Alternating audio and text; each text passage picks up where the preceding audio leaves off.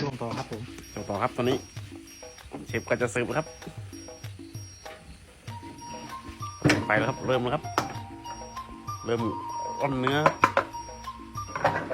ครับความเร็วนะครับ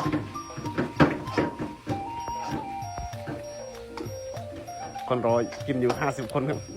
ต้องรีบครับตอนนี้ ไฟไปแล้วครับ ครับรู้เลย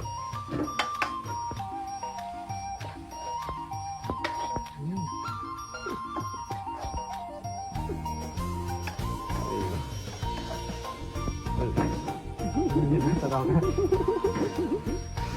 คือแล้วอันนี้ไหนคน นะ แล้ว